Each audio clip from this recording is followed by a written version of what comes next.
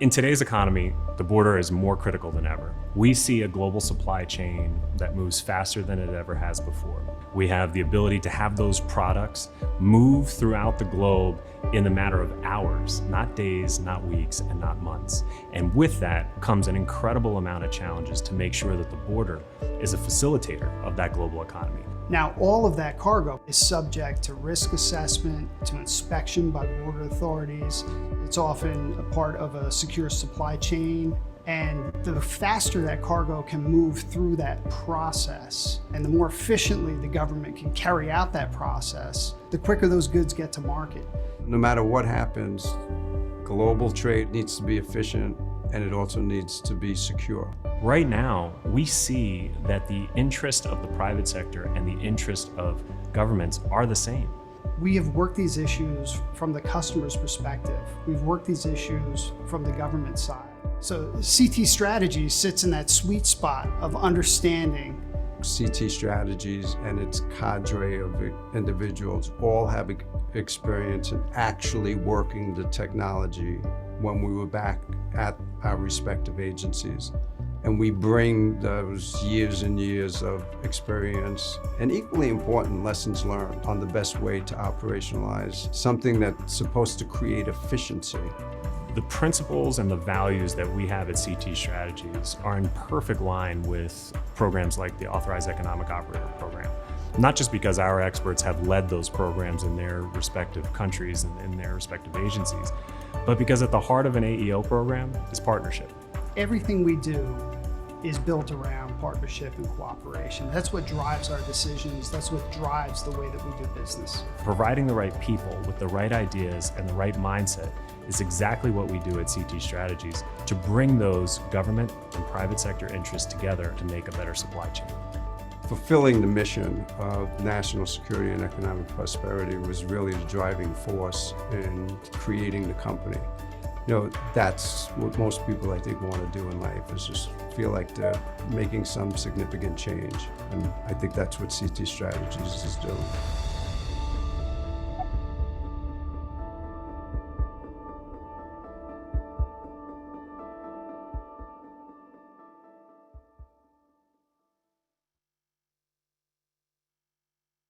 All right. Well, thank you for that message and welcome to everyone. My name is Andrew Farrelly. I'm the CEO of CT Strategies. Good morning or good afternoon, depending on where you are in the world. It's a pleasure for us to host another webinar in the series on issues related to CTPAT, and it's also an absolute pleasure to have such a distinguished group with us to give you their thoughts on the program, the latest updates, both from the government side and the private sector side. No one tuned into this webinar to hear me speak, so I'm going to be very brief. Just to say that I think you guys can all see the Q&A function in the webinar. If you do have questions as we're conducting this webinar, please feel free to put those in either the chat or the Q&A, and we'll do our best to answer those. And also let me say something to our Spanish speakers. Sabemos que tenemos un montón de empresas que son de México y otros países de Latinoamérica. Y si ustedes tienen preguntas, dudas, por favor nos avisan y intentamos responder obviamente en inglés en este evento, pero si necesitan más información, por favor nos avisan después del evento. Y gracias por estar aquí. And back to our program, it will be conducted completely in English, with the exception of that brief pause. And so without further ado, it's my pleasure to introduce the moderator of our webinar today, who will then introduce, and then the panelists will introduce themselves.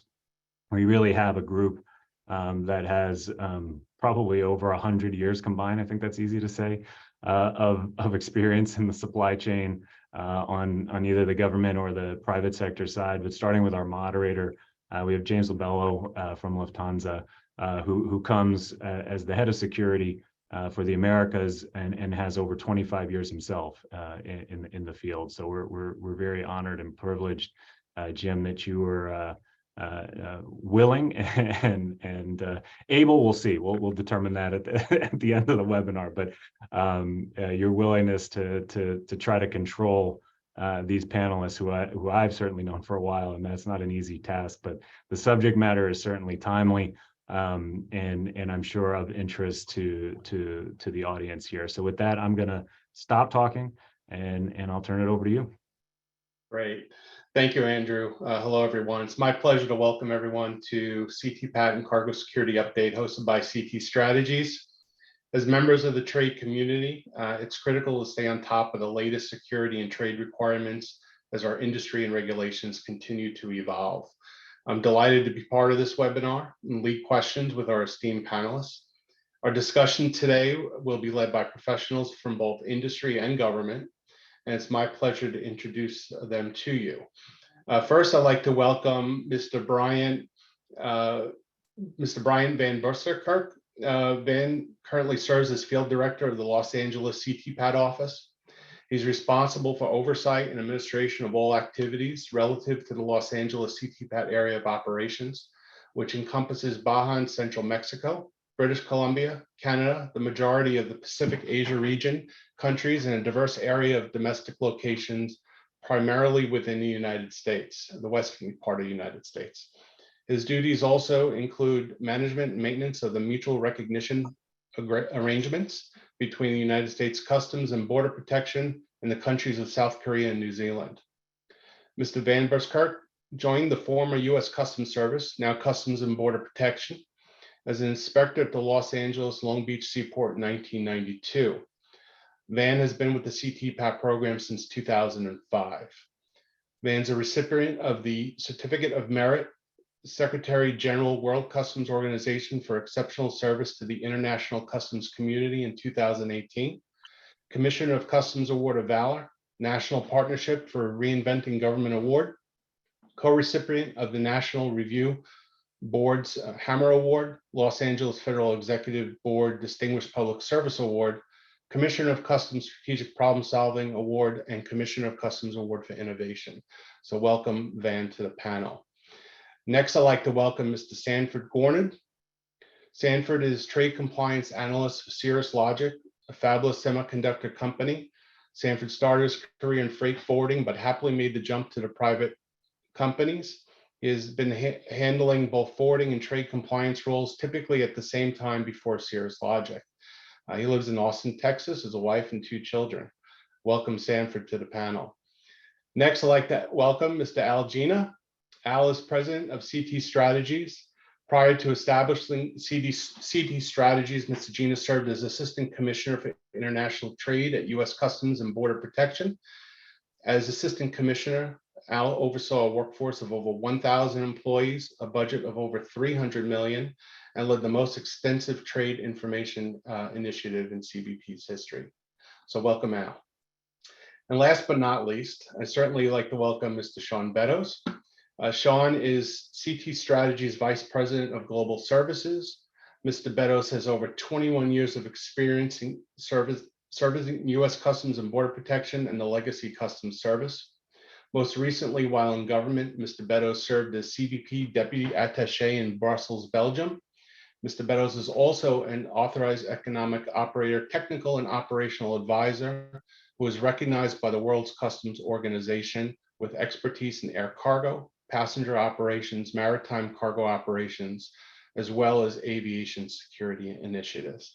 So I'd like to welcome all the panelists to this webinar, and we'll get started right away with the questions. So first, I'd like to, Al, bring you up on stage, and you have a unique perspective from over 30 years with U.S. Customs and CBP, including executive positions you held, plus working in the private sector for the last 10 years. What are your takeaways from the CTPAT discussion in Boston just last couple of weeks? Well, thank you for that introduction. And I took away 3 kind of observations. One was there still seems to be a lack of awareness by many attendees that prior to CTPAT, there was 20 plus years of industry partnership programs and activity. So if we go back to that 40 plus year period, you had similar activity with the Carrier Initiative Program, which the government was working with large carriers to try to stop narcotics from coming into the country.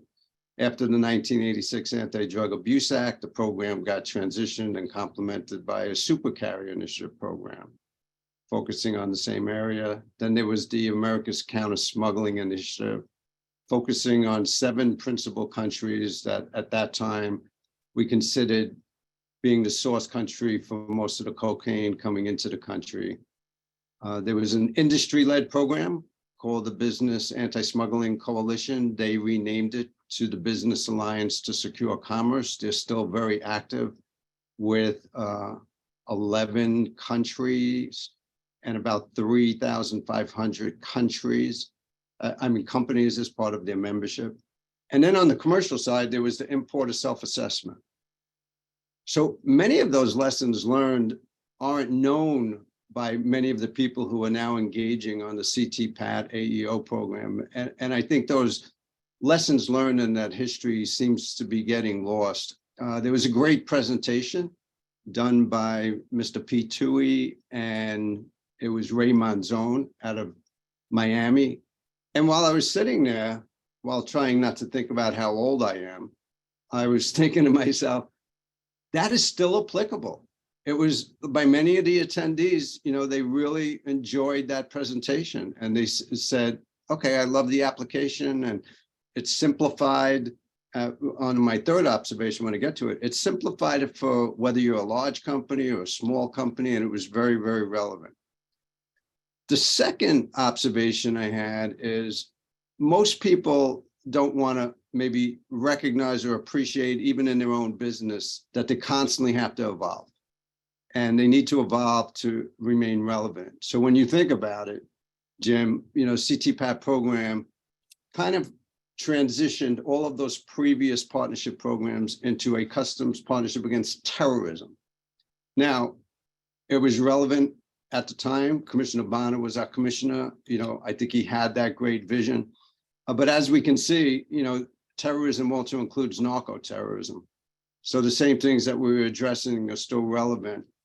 And I think what was also another great example was actually one of our panelist members, Van, gave a great presentation, him and his colleagues, on CTPAT e-commerce.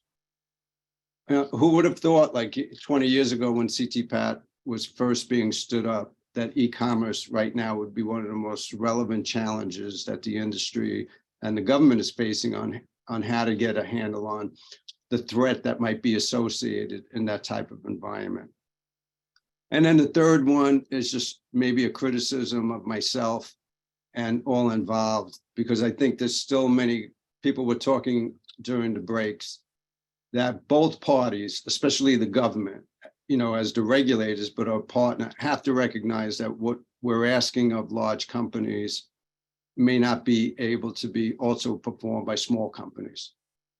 And I think many of us who learned a lot of lessons from the World Customs Organization, and I know you alluded to, and Jim, I know you've been at that institution, and Sean obviously was the attaché assigned for CBP to that institution. They have 187 members and many developing countries. So when they put forth instruments or compendiums or suggestions or ideas, it has to be able to be flexible enough to be adopted by both the large and small companies. And I think CBP is still working through that, you know, especially as we get to the discussion of forced labor, of how do you put forth requirements that could be adopted by both large, small, and medium-sized companies. So that was my three observations, but I think it was a successful event, very, very successful, well attended, and I think it probably, you know, got very high marks for the presentations. Great, thank you, Al. Yeah, it's great to hear, especially not lose sight of those foundational programs that led us to where we are today, how industry evolves, especially like you said with e-commerce and naturally the scalability of the program. And I hopefully we'll touch on all those points with the other panelists as well. So just jumping over and thanks for your contribution, Van. I want to pick up where Al led off, indicated some of the evolvement and development on the e-commerce side. What has been the most unique or unexpected development so far in working to incorporate e-commerce into the CTPAT program? Well, I have to admit that evolution is definitely the key term there from the standpoint of looking at not only benefits, but thinking about a virtual marketplace, because in a lot of respects, the benefits that are currently part of the CTPAT package, if you will, may not transfer as well in a virtual environment versus a traditional type of supply chain. So we've really spent a great deal of time trying to identify, and define what would be considered in a virtual marketplace as a benefit. So it took a lot of work to try to think about comparing and contrasting with regards to what we know about traditional supply chains and all that we've learned over the past 20 years or more, to include all those programs that came before, which led ultimately to the CTPAT program, and think about how those benefits from a tangible standpoint can be brought to the conversation. And thinking about some of the legacy programs, one of the more interesting parts about that was how the benefits usually became really kicked in after there was an incident. So move forward to CTPAT, this is where we're able to use a lot of data technology to actually bring benefits forward from a tangible standpoint, not when there's an incident, but part of regular trade. So moving that forward as it's evolved, particularly not only the last couple of years with a tremendous increase in overall e-commerce, but thinking about how those data elements are utilized and how can they also be brought to bear from the standpoint of existing processes and programs that we've not necessarily worked to create new processes, but build upon all of those processes that we worked collectively, all of us, the CVP and the trade, to build over the past 20 years, particularly with CTPAT. So it begins to be kind of a quick look back, if I could. You see on the screen here, it really kind of comes back in 2018 when the agency certainly recognized e-commerce as an emerging trade lane that was definitely going to have dramatic impact in the future. So you see the four primary goals here with regards to what CVP views as its overarching e-commerce goals, with regards to legal and regulatory authority, making sure that in this new environment that the policies and procedures and the law behind it actually keep pace with what's happening in the active markets. That also trickles down to all of CVP operations. Are we geared up? Are we scaled to be able to meet these challenges and have the processes in place to be able to address all the very threats that we are faced with, in addition to all the traditional type of issues that we enforce. Driving private sector compliance. And that's interesting because when we talk about driving private sector compliance, it might say, well, through enforcement, but when we talk about resources and incentives, it's very much talking about those benefits from the CTPAT program to try to drive voluntary private sector compliance. And a lot of it is informed compliance, letting folks know, what those challenges are out there from a security standpoint. We've certainly learned over a great many years of performing validations over the past 20 years or more, how there's processes in places with security that can also be looked at from the standpoint of good business sense. So if it makes a good business sense from the standpoint of it's encouraging business, are there ways to incorporate not only security within that, and as we move forward with CTPAT incorporating trade compliance into those processes right around 2018, same time, as driving that incentive through the benefits, which ultimately will lead to trying to establish international trade standards, or actually not establish, but actually continue to establish trade standards, as CBP has done with the secure framework of standards and things of that nature. So trying to continue with those particular approaches. And then as we move towards 321 with the de minimis shipments, and de minimis is basically under $800. So if you can imagine you order a pin on Tuesday, it arrives to your location at home perhaps on a Thursday or Friday. So these are the smaller shipments that we're talking about, not the large containerized cargo shipments necessarily. Now, granted, they still come in containers or what have you, but it's the individual shipments. And currently, we have a lot of gaps with regards to data from the standpoint of trying to make sure we're determining and have that information to make informed decisions with regards to where that shipment's coming from, what it is, and who is it going to. Very basic information. So in 2020, after the 321 data formal pilot was initiated, we were the program was contacted by Office of Trade, and we were certainly very eager to engage in that conversation from the standpoint when you look at the volume, which we're talking about. In 2017, it was roughly about 300 million.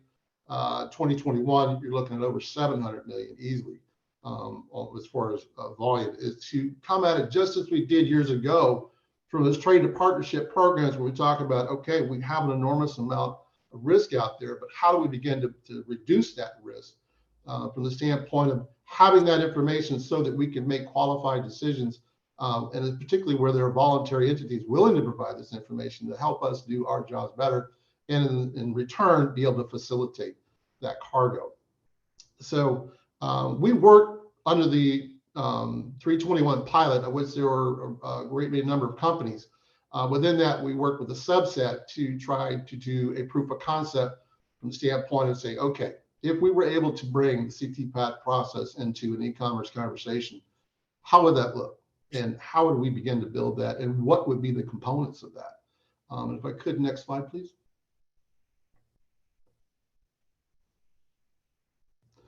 So in working with that, we very much came from the standpoint of trying to utilize existing partnership approaches. And also, as I stated, not so much create new processes, but pick up on where we've had the greater successes and perhaps look at the things that maybe we could have done a little bit better with the hindsight of experience, if you will. So within the overarching CVP goals, we developed the e-commerce goals. And if they sound familiar, they're meant to sound familiar. It's very much not an intent to try to bring something so new to the industry that it's jarring, but rather work within existing processes and what are even modernized approaches to business, from data transfer, able to identify entities in an electronic environment at very vast electronic speeds that can process this volume. So in working with the companies, really what we did, we took a page out of our work through our mutual recognition arrangements and conducted a side-by-side comparison, if you will, of those businesses and the minimum security criteria that was recently revised in 2020.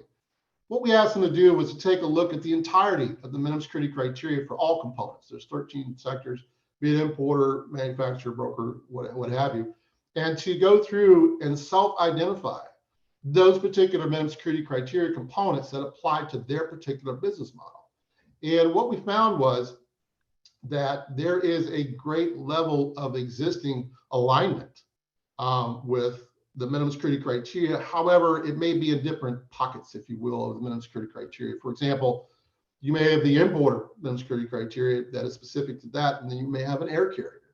There are a lot of particular components of minimum security criteria that are core to all of those components, but obviously for business model considerations, there are some that are truly unique to those particular type of environments. So we found a little bit here, picks there, picks there. The other thing that was very telling when we go through to look at it was security. So as we originally did when we stood the program up so many years ago, it was very much the concept, and even going back to such as carrier initiative, these processes in trade lanes and what have you were meant to move cargo at the fastest and most efficient way possible. Trying to bring security in that conversation was kind of after everything had been set up. So trying to work within that environment to say when the program started, we need to develop minimum security criteria. And for those that may have been in business for as long as the 100-year group that's been on the panel here, we started with guidelines. And we worked through that before we got to the passage of the Safe Port Act in 2006. Working through that, I think looking at this, we've certainly been able to gain a much faster development of this from not only from all the stuff that we learned over the years, but looking at really how we were able to incorporate a lot of security into existing processes. So one of the things that we really looked at going back to my pen that I like to use as an example, is that somebody produced this pen. It took work to do it. It took material to build it. Somebody wants to buy it. There is an exchange, a transaction, and a financial measure that when this pen is delivered, expect to be paid. And the same person that's receiving the pen expects for it to be the pen that they ordered, that it functions correctly, and so on and so forth. So the point being, as we kind of do with customs with regards to, if you're trying to find something, particularly from a searching law enforcement, you follow the money. Well, it was the same type of approach from the standpoint of looking at where are the critical components within an e-commerce environment where there would be existing security. So it's very much about following that money transactional processes, and making what we're able to find is that both traditional and non-traditional supply chain actors, they're making significant contributions in investments towards e-commerce supply chains and making sure security. It is inherent to their business models to make sure that those business models are not only robust, but reliable and efficient. It's inherent to the success of those business models, as it is in any business model, be it traditional or non-traditional. The other thing that we're able to quantify, which it sounds inherent to the conversation, but in fact, there is a lot of data that is absolutely readily available and can be provided on a voluntary basis by entities out there in exchange for a trust validated status. So the other thing you have to kind of keep in mind, and this goes to the bottom part of the screen there, about thinking about how we're looking at incorporating e-commerce into the program. We developed an 8-point strategy. And if I could go through the points real quickly, as far as the scope, data, technology, that's really where we're at right now. So when we talk about scope, it is very much about the entities that have direct ability to influence security, as it always has been with the program, over particular items in the supply chain, but expanding that from the standpoint to consider data as a quantitative value in this conversation of risk assessment on a global scale. So it's about having those right entities that actually can control and influence direct security, but also control and influence the integrity of the data. So looking at that scope, who are those entities? The data, that's a critical important component, because when we talk about the data, there is an enormous amount of data available out there in the world. It is not necessarily all relevant and or of direct need to CBP in order to focus on their cargo risk management strategies. The technology then becomes a major component of that conversation as well, because you need to have that common language to be able to transmit that information, to it be received to basically a funnel point, if you will, so that whatever component it may be coming from, that it finally gets into CBP systems as a final product to say everything about this pen, not only where it came from, where it's going, what it is, and compliance levels, is it potentially violated, is it potentially harmful, all of these types of things. So the scope, data, technology is really the heart of where we're at with our process with e-commerce. From eligibility all the way over, that is pretty much the traditional wheelhouse, if you will, of CTPAT. We were very well versed and experienced, and this is the very basis of the tenets of the CTPAT program, where we talk about security criteria, benefits, validations, and all the things that those components entail. If I could please have the next slide. Thank you. So with this, we spent quite a few years, quite a long time modeling and talking about it. And we finally reached a point where we said, you know what, we've modeled and modeled and modeled, but we need to get some shipments in front of us. We can talk about it all day, but until we have some shipments and start dealing with real world situations and have an understanding of, okay, it looks great on paper, but how does it actually work? Are there things that we didn't consider? Are there things we didn't know about? Are there other avenues and what have you? So we had an opportunity to start the land border first, and kind of let me set the stage here a little bit. So the companies we're working with, again, were part of the formal 321 pilot program. And of that subset, the entities, a couple of the entities that we were working with were actually long-term CTPAT partners. So as we were working through it, it became very readily apparent that having partners that have a good base, not even a base, a very high level understanding of what CTPAT is about, what the mutual goals are, not only for customs, but also for the trade, was very much a step forward. With that, the business model, it begins overseas. They have, the pin is produced. From there, it is shipped into, in this case, Mexico, where it goes into a fulfillment center. And then from that fulfillment center, these pins are broken down into individual packages, which ultimately the one that you ordered to be there on Thursday. Okay.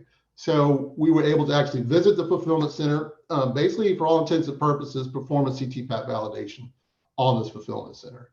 And again, having had the partners there that have a very vast understanding of the CTPAT process, the new minimum security criteria and everything that's going to be done there, it helped out quite a bit to have a direct view of what was happening. And then also start thinking about that earlier conversation about what minimum security criteria might look for or look like for an e-commerce entity. And with that, I would like to introduce a concept that have been talking about and really introducing at the Boston event with market gatekeepers. So if I could also kind of continue that with an example so that kind of set the stage. Market gatekeeper is very much about considering the assistance that the trade can bring to this particular concept with regards to the data and the verification that entities are who they say they are, and that we have a high level of sense that what is being shipped is exactly what is being shipped, and how that's done through evidence of implementation, and also data verification with regards to entities and what have you. So at the land borders, you have two lanes. You have a regular processing lane, which is for any type of cargo that's able to enter the country legally. And then you have a fast lane, which is an expedited lane. And in the fast lane at the land borders, there are three requirements. The importer, the manufacturer, and the highway carrier all must be CTPAT certified. They have gone through the entirety of the CTPAT process, and they are certified, in most cases validated, and in good standing. Therefore, they are allowed access to the fast lane. And what does the fast lane mean? It means you go faster.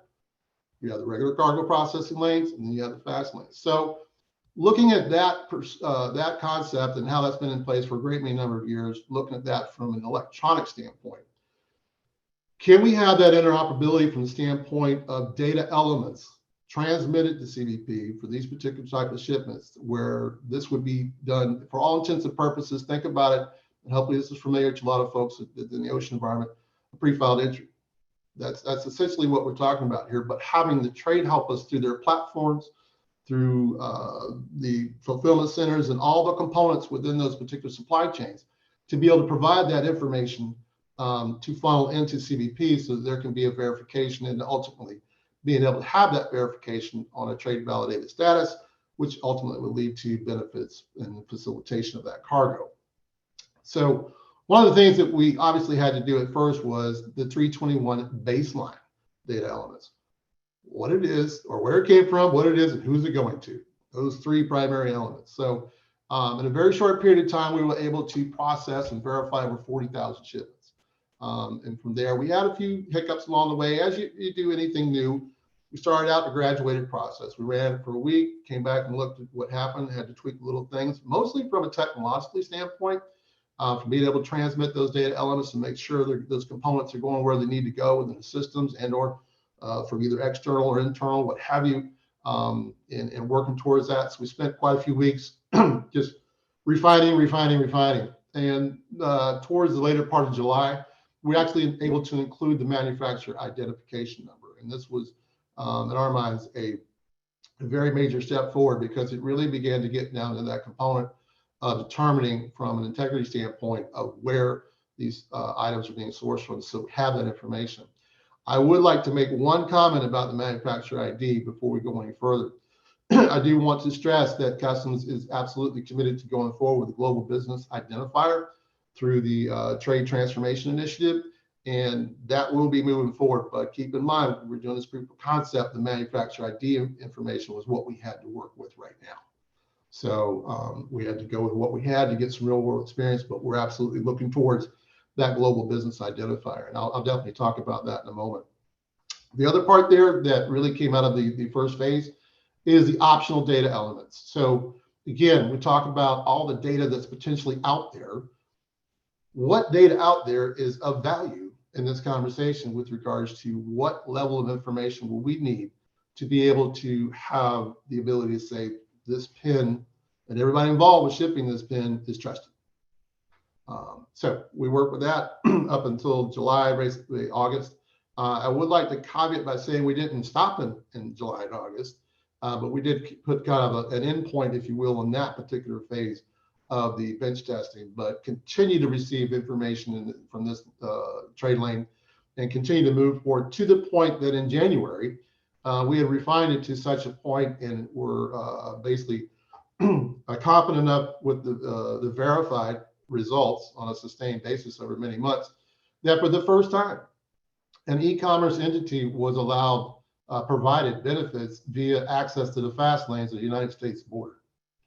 We think that is tremendous accomplishment in a very particularly short period of time. So again, learning all those things we've done over the years, working with our partners and moving all that forward with voluntary and willing participants in this to move it forward in a mutual basis. As we were doing that, we had the opportunity to we had the opportunity to move into the air cargo environment. And we definitely needed to move into this particular area because I think, as everyone knows, when we talk about e-commerce, it is primarily air transport, in most cases, air cargo. So in this case, we had a little bit smaller window, about a 2-week period. But in this case, instead of just really 2 entities like we did with land border, we expanded at about 5 and really began to see a greater level of diversity of shipments, diversity of information, and different risk levels as well. So in that particular case, we're definitely able to further that whole concept of the market gatekeeper about trying to pre-screen and keep those items out of the marketplace, from, if you will, from using a trusted lane. And in fact, there were a great many number of shipments. And if you attended the Boston event, you're on the main stage and talking about some of the recent operations they did where they were able to keep 14% of the cargo in those areas actually at point of origin before they entered the commerce, which is a tremendous amount of resource savings and also financial savings, not only for customers, but also for those entities. In the same respect, this proof of concept had the same, roughly the same figures of 14% back in October, December, that we were able to prevent items from coming through because they did not comply with the elements. And for example, to put it out there in terms of readily, hopefully understandable, this pin again, for example, in that particular case, the pin had infringing IPR from the standpoint that their licensing agreement was not current. So what happened was that was stopped. And then this is the more interesting part to me, I think really a really interesting component to talk about. We didn't just stop the pin from coming back. We were able, through our partners, to go back to the entity that was shipping and do some informed compliance from the standpoint, tell them why the pin was not allowed in that particular way. So in that case, and in many cases, actually, they were able to reconcile because they did in fact have the accurate licensing and current licensing for this, but it was the information had not been updated in their systems, how it was transmitting.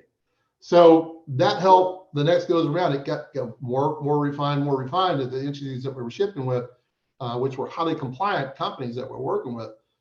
Even in those particular respects, there was some means of improvement. So we're able to reconcile all of this. So again, at the end of there, beginning to really refine those optional 321 data elements and continue to move forward. Our next phase that we're moving into now beyond this is we're going to continue to work in these particular areas, obviously, but we're moving into the next phase with the global business identifier with these companies and looking at expanding that out so we continue to move forward and keep it on a very brisk pace to see about incorporation of e-commerce entities into the program. So that is pretty much the presentation that I have. Great, thank you, Van. I appreciate that insight. It's incredible developments coming up with e-commerce and how it poses unique challenges and opportunities for the supply chain as we evolve, and the CTPAT minimum security criteria moves along with this. As you pointed out, really critical importance on data and data integrity. So we'll see where this develops, but it's going to be a ride for sure as e-commerce continues to push into the supply chain. So just segueing, thanks, Van, for your contribution. Segueing over to the validation portion of the session that was conducted in Boston. Sanford, just like to ask you a couple of questions. What was your biggest takeaway from the CTPAT validation session? I thought, first of all, Mark Isaacson did a great job. As someone who's not familiar with the validation process, I'm coming up on my first one this year. I thought he did a really good job laying out everything that you needed to know and what to expect for that validation process. And really the thing he talked about most was he came back to having about the importance really of having an open collaborative communication with your SCSS. And, the SCSS is going to be your main point of contact at CTPAT. We all understand that. Of course, they're a resource for questions, maybe what's coming, any questions that you might have about the minimum security criteria. They could certainly help facilitate with CBP on customs or hold exam issues. And, they can certainly provide feedback with whatever you're seeing, whatever a member company would see within the CTPAT program. But having that having that communication back and forth really helps them and helps your company. Within the validation itself, just setting things up, making sure that everybody's on the same page calendar-wise. It's a big deal for them to come out and visit a facility. Everybody wants to be on the same page, and having that back and forth dialogue. Again, talking about documents, just making sure that your SCSS has those documents. That open line of communication back and forth can really help you streamline that validation process and make it a win for both of you when he does show up in person. Having that back and forth dialogue before he arrives, or you have your virtual validation. I mean, that's good, just so he knows your business and you know exactly what he's expecting. I really think that a container exam issue is not the first time you should pick up the phone and call your SCSS. And I think Van would probably agree with me on that. So again, it's just the open collaborative communication and being able to discuss things with your SCSS. I think that was really the biggest takeaway for me from that particular session. Obviously, Mark did a great job laying everything out, and I felt like I had a better understanding of what was going on, but that was the biggest part for me. No, that's great. When preparing for a validation, who else should be included at the meeting besides your CTPAT company, POC, and the supply chain specialist? Right. You want to make sure that you've got your upper management at least for the first half an hour or so. Obviously they can't be there all day, and they don't really need to be, but making sure that, like in my case, it would be the VP of supply chain. He would be sitting in for a little while just to make sure that giving the SCSS we are definitely showing commitment to the program, to the CTPAT program, and we do that by including our executive team. A lot of it really though is making sure that your specialty teams, folks like HR, folks like IT. I don't know what I know what they do, a portion of what they do, because I've documented it within the CTPAT portal, but I can't speak to their day-to-day, what they're doing day-to-day to combat cybersecurity. And also, I don't know how they're screening potential employees. So you want to have folks who are in your building that are part of the specialty team. They can give a more in-depth response than someone like I can. Again, it's just a group of people who are well versed within the specifics of their individualized regions within the company. No, that's great. I mean, definitely preparation beforehand, weeks on end. Waiting for that validation to occur, and then ongoing collaboration with your SCSS is key. And of course, making sure that everyone has a time slot, and you're not, you prepped everyone in advance for the fact that this SCSS team is going to be coming in and talking to you. And by the way, do you remember what CTPAT is? We do that on a regular basis. So. Exactly the case. No, thanks, Sanford. Appreciate that.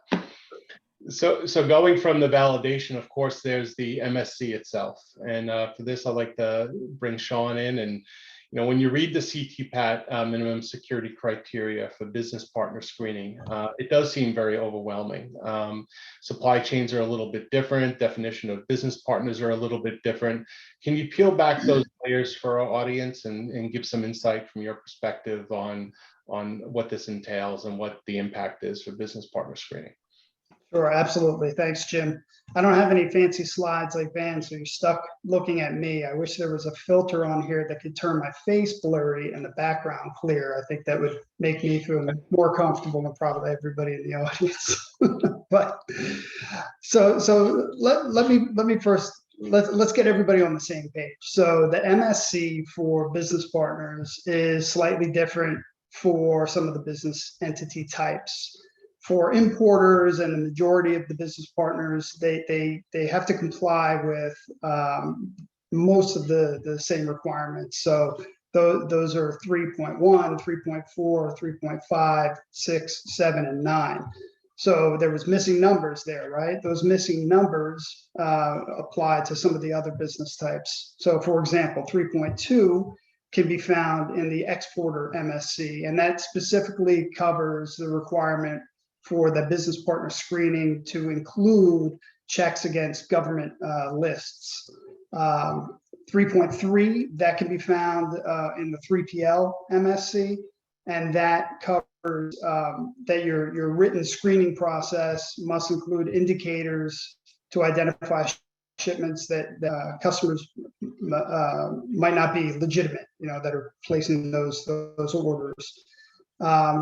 For 3.8, that can be found in the highway carrier MSC, and that specifically covers the issue of when a CTPAT member subcontracts transportation services to another highway carrier. So the requirement there is that they must use a CTPAT certified highway carrier if they're doing that, or they have to work directly with that CTPAT member, and it has to be clearly established within the written contract. So those are just some of the nuances to be aware of. So the first takeaway I'd like everybody to have from that is just be aware of the MSC that actually applies to you.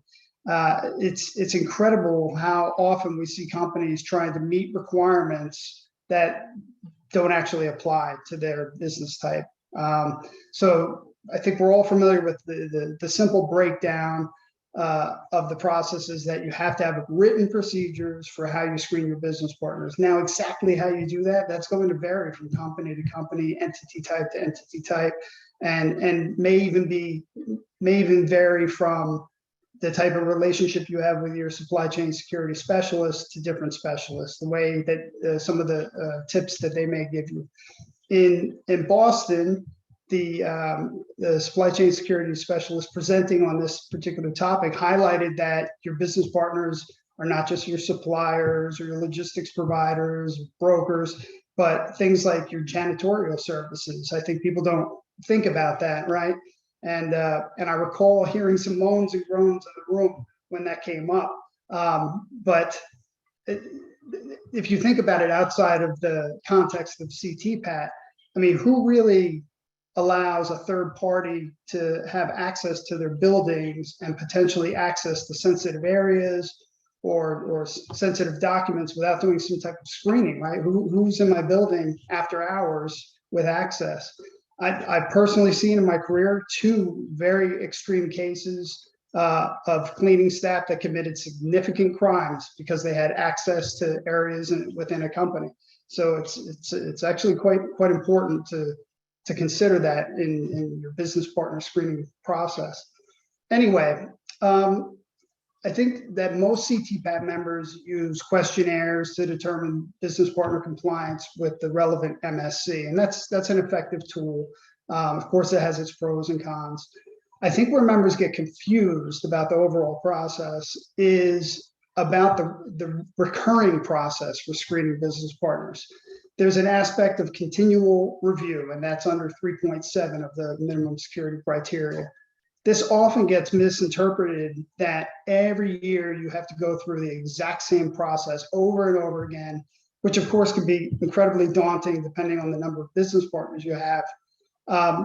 So this is really where your risk assessment comes into play. You should be making risk-based decisions on which business partners need to be reassessed and how they need to be reassessed. It's never, nor should it ever be, a one-size-fits-all situation.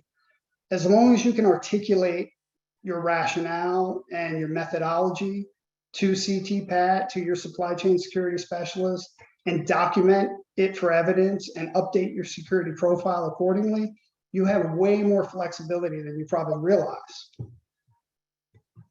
No, thanks, Sean, and thanks for breaking down those business partner layers, relevance to the correct MSC, to the correct company, the ranges on types of parties who may be a business partner. But it does seem very overwhelming, especially when you start breaking down those requirements. What are some of the recommendations you have to meet those in, while also minimizing the administrative burden behind that? Sure. Well, I mentioned risk assessment. So look at your risk assessment. Look at your business partner questionnaire results.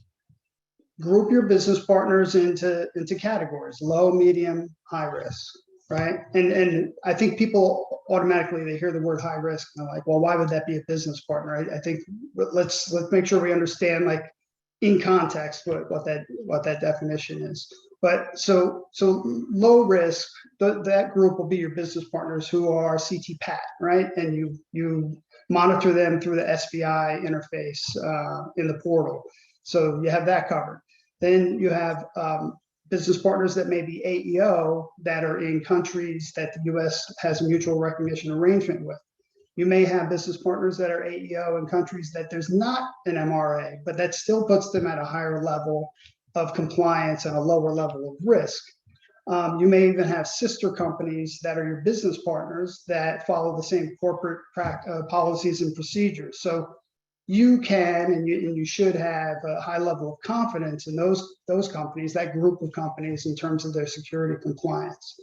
Then you move to your medium category. And in that category, you may have also highly compliant business partners, but perhaps some of them are operating in parts of the world that have certain security concerns. So while you have a good company doing the right thing, there's more potential of risk due to the location that they operate in. So that's going to drive your decision of how much to check into them on a recurring basis. And then you have your high risk category. And for this, I would certainly tie it to the point before, of course, in terms of where they're operating. But this could also be companies that had some issues on the security questionnaire. There was a couple items that they weren't doing, and you had to work with them to make sure that they implemented these procedures.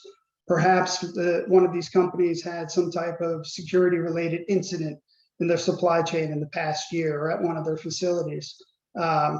So for these companies, you want to make sure that they're now fully compliant, right? That you've done whatever type of investigation or training with them to ensure that they're mitigating any of those deficiencies that were previously identified. Then what you can do is you can add in a final sort of insurance measure. And this would be to select one or two of those low risk business partners and give them more of a thorough check. So that would just be completely random, right? It would be like in the CBP, we would call that a compliance examination. So even if it's a company that's well trusted, every once in a while you got to check. So these are just some ideas to build on. It's not a prescriptive process. There's certainly not one way of doing this. There's a lot of different ways of achieving success. That's going to depend on specifics within your organization. But to the point that Sanford highlighted earlier, don't be afraid to consult your supply chain security specialists on this process. Bounce your ideas off of them to ensure that they won't be surprised and you won't be surprised come revalidation time. So those are just some initial thoughts about about kind of dispelling some of the craziness around business partners. Yeah, no, that's great. I know it's a challenge for us as well, from our company, but outlining that risk management approach seems to break it down a little bit better, break it up into smaller pieces, and also to make sure that not everybody's looked at in the same mold. So thank you for that insight, Sean. I appreciate that. Circling back to Al, you mentioned in the kickoff question about forced labor, and I want to make sure we came back to you on this. You said at the conference it was clear that forced labor is a very high priority for CBP and the U.S. government as a whole. What are the requirements for CTPAT members seem to be continually misunderstood? Can you provide some insight on this issue and what it entails for a CTPAT member? Sure. It's a great question, difficult question. So I guess you give it to the old guy. You're the right guy for the job. There you go. To answer. So, I'll look to Van and Sean, to help me out, but there's still a lot of confusion. And I don't know, maybe when I was back at the agency, CBP, I take part blame for this confusion, and I'll get to the point of, so you got to remember the history. And I'm not going to go back to 1789 as like Sean and Andrew are thinking. We only have so much time, Al. Don't go back to the start of when the Customs Service was created. But you do have to go back to, CTPAT and the industry partnership programs. And then the WCO. And when they adopted in the mid 2000s, the Authorized Economic Operator Program, that came out of the SAFE framework. So if my dates are correct, I think it was the SAFE framework was adopted in 2005. I think 2 years later, the AEO program got adopted. And ironically, I happened to be sitting next to Commissioner Bonner at the WCO when he made the first intervention. Previn Gordon from South Africa happened to be the chairperson, the chairman overseeing. I think it was Michel Dene happened to be the Secretary General of the WCO at that time. And so now 2 years later, to Rob Bonner's credit, with that intervention and then ultimately this worldwide adoption of an authorized economic program, CBP continued to not operate actually in total compliance of an AEO program. They had a CTPAT program that focused very, very heavily on the security aspect. We had a separate program called the Importer Self-Assessment Program that focused on the commercial compliance. And when I was in a discussion with my colleagues one day, a woman, Cindy Koval, who was our executive director for regulatory audits, also reminded me, so with all due respect, yes, there's a security aspect of the supply chain, there's a compliance aspect of the supply chain, but then equally important, the financial practices that a company exhibits is also very relevant to ensure for many countries around the world, the revenue, duties, and taxes. So in the branding of the program, we created this confusion. And what I saw at the conference is a lot of people really weren't fully understanding what they were required to do. And I was trying to explain to individuals, and hopefully I could do so here, is first and foremost, before you expend a lot of time and effort, you really need to understand is, are you trying to be in compliance with CTPAT security partnership requirements versus CTPAT trade compliance partnership requirements? Because as I was reading, there's an excellent document for those listening, and I believe it's called CTPAT Frequently Asked Questions. Well, actually, I have it here on my desk. It's CTPAT Forced Labor Requirements Frequently Asked Questions. And as I was reviewing it at the conference, I clearly stipulated, well, CBP did a pretty good job of, if you are a CTPAT trade compliance partner, you have these very 6 distinct requirements that you have to adhere to. If you're a CTPAT security partner, there's a nuance. You're not necessarily required to comply with those same 6. They specifically highlight which areas you have to highlight or you have to comply with. So I think as Sean was alluding to, and he really has done a great many of the validations when he was at the agency and helping clients currently, he's always telling individuals, first, determine what you want to do. And you have companies who may want to complement what they're doing with their own internal controls. Sean and I were meeting with a big company, and he was saying to them, you know, you may be doing a lot of work that's really maybe not necessary for meeting your CTPAT requirements. It may be internal control or your own company requirements, but you just have to make sure, because people immediately think, I'm not going to be able to meet those because I'm not a big company and I really don't have the resources or the financial means to do it. And I've witnessed it. You know, these people talk to somebody like Sean, who now on the outside, but having been a supply chain security specialist on the inside, saying, well, kind of, you're approaching it in the wrong way. You know, it's not as real. You're making it more difficult on yourself than it really should be.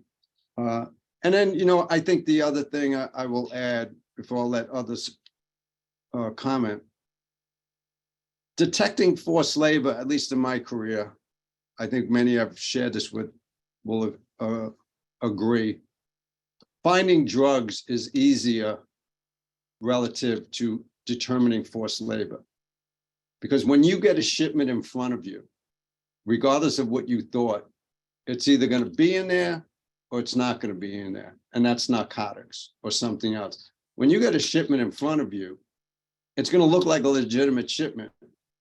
But determining whether that shipment was manufactured, sourced, or supported by some type of forced labor, child labor, is not going to let the CBP officer know that at the time of the examination. So how do you get the relevant information to determine that? And I think the same challenge is on, you know, the companies themselves, but they also have to be mindful. And Sean can probably elaborate, or Van can elaborate as being former and current CTPAT, supply chain security specialist. CBP never in my 30 plus years at the government, and then so 40 years of industry partnership related programs. This is not an attempt for them to find fault and issue penalties and generate revenue. This is just really an attempt to bring everybody into compliance. If I had to advise somebody, where you generally find a deficiency is when somebody says they're in CTPAT program, but never really does the due diligence that's actually required. I think most CBP officers and legacy customs inspectors actually just wanted to see some type of demonstration that you're a non-law enforcement entity. Did you attempt to apply due diligence? And I think most of them said, okay, you know, we're relatively good. And then when we did have to issue a penalty, many on this webinar may not realize, we never really wanted to collect the money. So it was always mitigated down. And then whatever penalty was left, we just let the company increase their supply, their security, and we refer to it as an offset. So it's really just trying to make the supply chain more secure. But to your question, again, I can't iterate enough for these individuals. You really need to determine in that nuance what requirements are applicable to you and what you're trying to accomplish before you start expending a lot of time, effort, and resources. No, thanks, Sally. I think, you know, understanding and knowing your supply chain is critically important. Certainly this focuses on that, and your example of narcotics in the box staring in front of you, and whether or not you know where that product was made or how it was made. So that's an important correlation. I think that's good to bring up.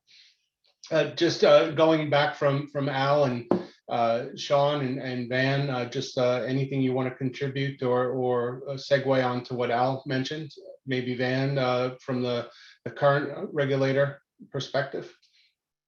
Certainly. So the currently right now as of January 2023 for CTPAT trade compliance, and it's all part of it.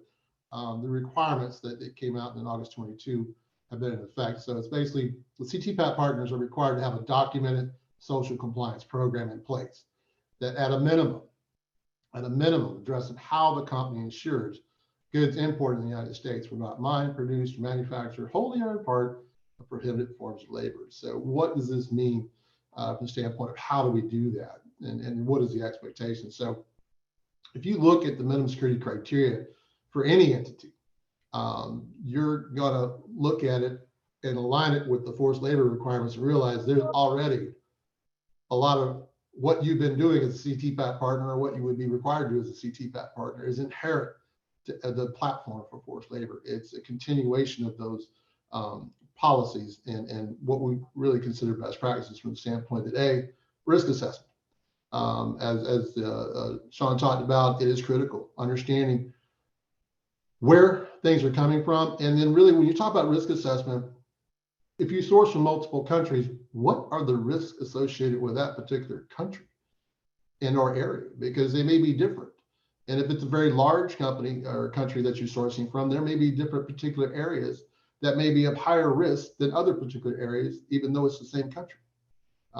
So you really need to be looking at the top to bottom assessment of where those gaps are from the standpoint of either knowing or having knowledge of. And really having that knowledge and that awareness is where you can begin to determine, what steps you might take to mitigate those challenges. And for example, one of the things that we're very much a proponent of and have been for many years is contractual agreements, making sure that you have with your business partners, whether they're CTPAT or MRA or AEO eligible or not, any business partners you're using, you should have that written into contractual language that this will not be part of forced labor. In the case of CTPAT, you will comply with all the CTPAT minimum security criteria and things of that nature, so that if there is an issue, you're not in potentially breach of contract, but it was already played out there what the expectations, because ultimately, and certainly going back to the heart and soul of the baseline for CTPAT program, it is the importer and the exporter driving this program. So they're the one causing this pin to move in any case or in larger cargo.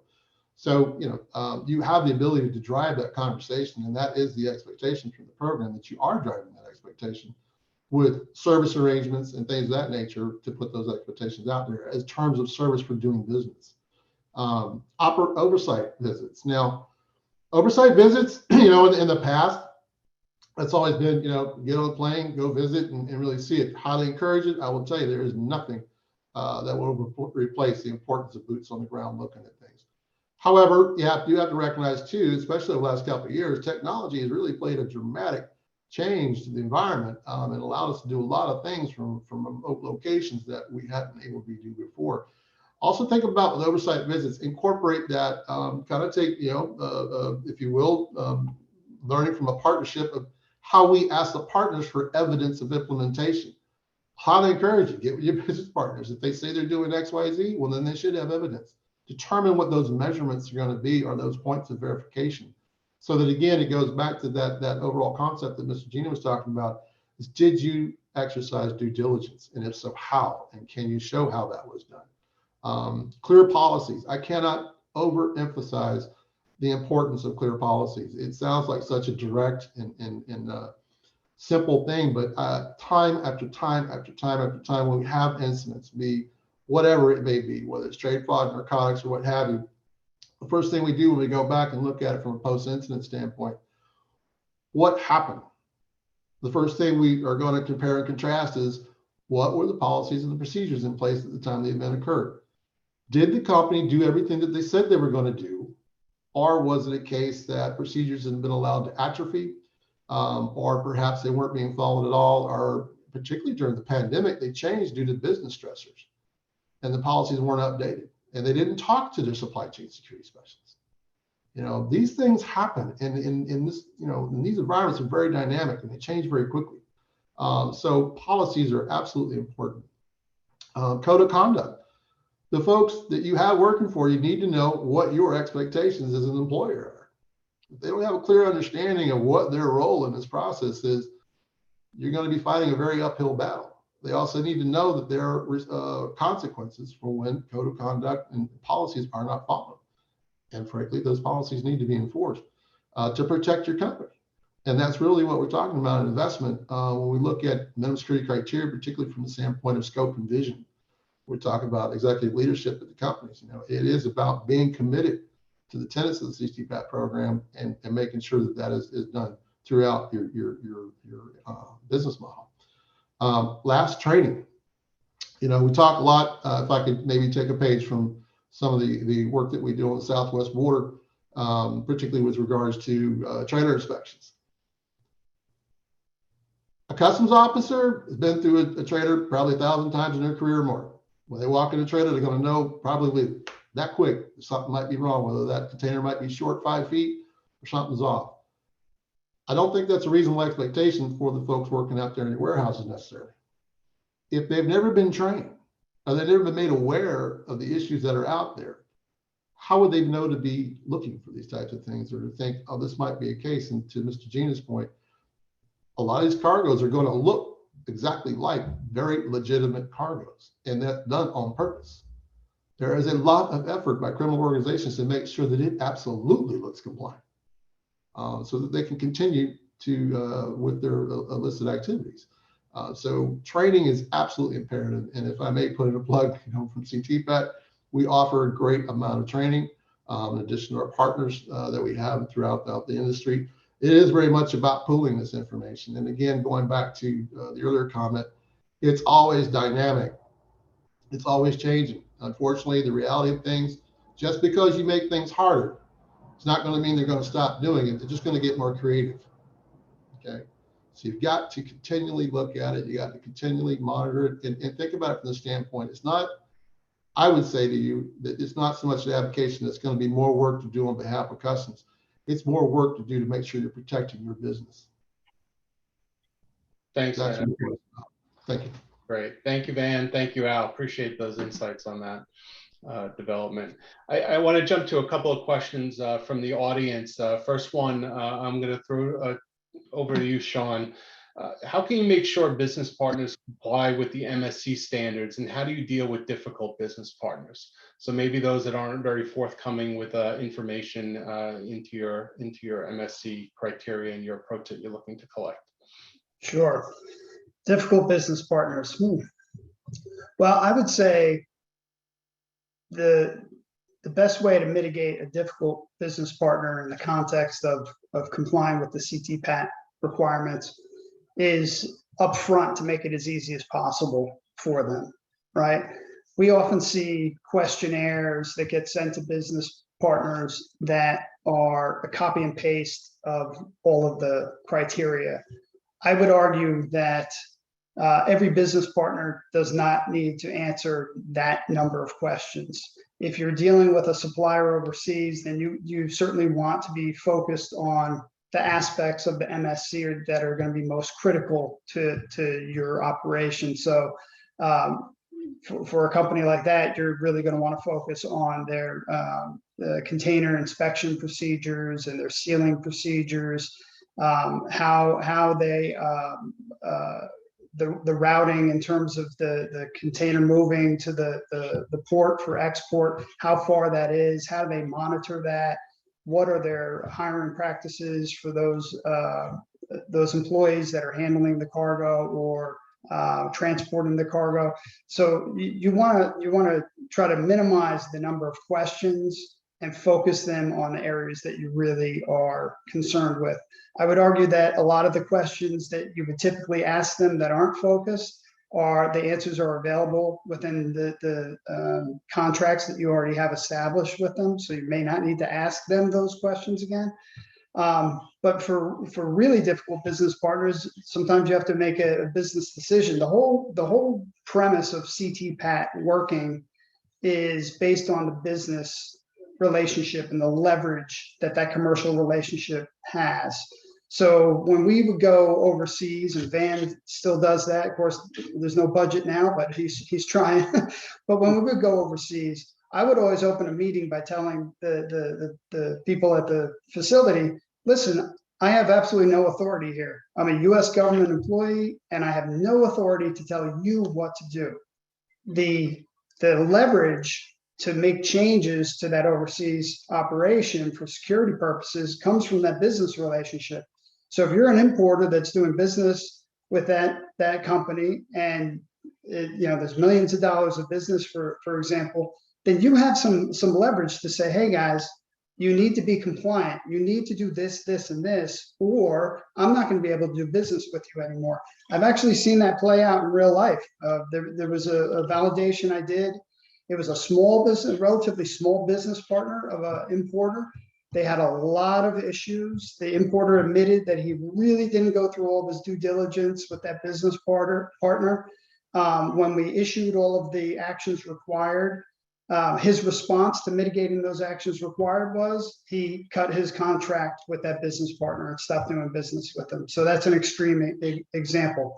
But I think I answered your questions, Jim. Did I get everything? There was two questions. Nope, it was a difficulty basically in Okay. taking that approach and trying to work that in an easy manner. So thanks for giving that perspective. Sure. I do want to jump over back to the validation topic, and I know this again, Sanford alluded to some of the preparatory steps you have to take in looking at a validation. And Sanford, just when you're going through a validation, is there any particular order in which the supply chain security specialist assesses the factors? Do they follow the order that's laid out in the MSC? What's your experience with that? Well, I haven't been through a validation yet, so I would say that it's probably going to be up to that supply chain security specialist to tell you what they want to go through. Within the talk that I was at, they did mention that not everything is going to be not everything's going to be talked about. If you've documented your processes well enough and the SCSS doesn't feel like there's a need to go over that, they probably won't. Now, Mark did mention that probably cybersecurity is going to be something that's going to be hit or going to be taken a look at, and so you make sure that you're ready to go and be prepared for that. So that may be the first thing that he wants to talk about, just to get that out of the way. It really is, I believe it's up to the SCSS, and I apologize that I don't have better information. I'd probably ask Sean or Van about that one. Jim, Yeah. this is Al. Can I just add a question to your question? Sure. And so either Van and Sean can elaborate on it. The fact that, in my experience, people don't really understand the nuance that this is a validation, not an audit. So there really shouldn't be a degree of nervousness because they're just validating what you as a company have already said you're doing. So there should be no surprises about what might happen during an audit versus a validation. But I'll, as you said, refer to Sean or Van, to kind of give the answer. Yeah, I'll let Van have the final word on this. He's actually representing the program officially, but each supply chain security specialist is going to approach the validation process differently. And that's not to say that they're doing it incorrectly. There's not an official, you have to go through question 1 to 150 and you have to do it exactly this way. There's flexibility built into the program on purpose because you're dealing with so many different types of businesses, different sizes of businesses, all these different factors influencing things. You have different types of experience and background of the supply chain security specialist that they're drawing on. So to give you an example, one of the things, the way that I would do a foreign site visit or domestic, when I went to a site visit, what worked best for me was to do the site tour first. And the reason I'd like to do that is I'm a visual person. So I can see and I can experience and I can touch the processes that I need to ask about during the validation. And what that did for me and for the member was it really made it a much more efficient process. For example, the moment I go into the facility and I have to go through their check-in process, their visitor process. I have to give my ID, and they record my name and other information. They give me a temporary pass. Somebody comes to meet me in the lobby, and then they escort me. I don't really need to ask any more questions about that. I have now experienced that whole procedure and I understand everything about it. So why am I going to take up additional time asking questions about that? Now you can have a different supply chain security specialist that will do the exact opposite. They will sit there and they will ask you all the questions. They'll want to see it all in black and white, and then they will go out and want to experience it. One way is not right and one way is not wrong. But the point is, you can't really plan to expect something specific except for the communication that you have in preparation for the validation. Just make sure that you ask your supply chain security specialist what you should be expecting, so that you can prepare to make their visit as smooth as possible, right? Dan, I don't know if you want to add to that. I'll just No, I'll very well. Oh, go ahead, sir, please. Thank you. Oh, I was going to say, and that goes back to the communication, that open line of communication that really is that important in every aspect of this. Go ahead. Just echo everything you're talking about. The only thing I would add is probably a little color on how we're doing business, particularly in the challenges over the past couple of years with pandemic conditions. So we certainly introduced the processes of doing validations in a virtual environment. So this is actually, while at the initial phase, it was like, okay, how are we going to do this? I mean, this is even possible. Is it going to work? So we worked with a lot of entities that we had to really begin to explore this and began to refine it. And granted, it's a trusted trader program, and everybody's trusted and of a certain of a level. But even within that scope, we reached out to entities that maybe a little bit more forward in technology, or we had a higher degree of confidence with, just from the standpoint of how do they understand that we're working through this together. So we spent a lot of time doing that, and then began to really focus on our higher risk accounts, because if we're doing this, and so it became a graduated step. A lot of things that we learned along the way, particularly in regards to how validations are approached, and how we've really, I think, evolved to what I believe is a much stronger process, and hopefully one that's also easier for the partners. Is that a lot of the, shall I say, administrative type of things that we go over as far as written policies, talking about what are your procedures, this, that, and the other. We try to do those now very much in preparation of the actual physical visit. Whereas before, in a lot of particular cases, when you go out and do a validation, as Sean was saying, you would verify things on site. And if you needed to change things right then, you would work on it there, and that was what would go through. As opposed to now, it's very much more forward in conversation about that evidence of implementation at a time. So let's say, for example, you have a fleet of trucks and you have GPS tracking. Okay, well, let me see the GPS tracking for this date, this date, this date. That's evidence of implementation. I can see that it's done. I can see how it's done. I can see how your review processes is, what the oversight is. And that will help me, or the specialist, to begin to develop and refine the actual physical visit to be almost strategic in the standpoint that whatever could not be verified in a virtual thing, because there are a great many of them, we take care of those at the physical visit. So I think one of the things that I have certainly seen that I think is a tremendous improvement is that because there are so many facets with the minimum security criteria and going through a lot of the questions that have to be asked, have to be verified as part of the process, we're able to alleviate that so that there's more opportunity for a meaningful conversation with the partner. Tell me what your business is. Tell me what problems you're having. How did you handle things during the pandemic?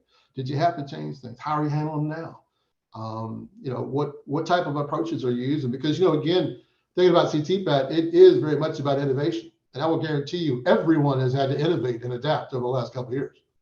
So, we don't want to spend that time filling out a questionnaire per se, as it is having a meaningful conversation about how your business is affected, and hopefully how we can potentially help you with regards to our experience of doing validations to bring better value to your organization through that partnership and move that security forward. So, I appreciate that. I no doubt about it. Innovation for all of us had to occur over the last number of years. So that's definitely an interesting point. And as Sanford mentioned too, that collaboration that you must have with your SCSS.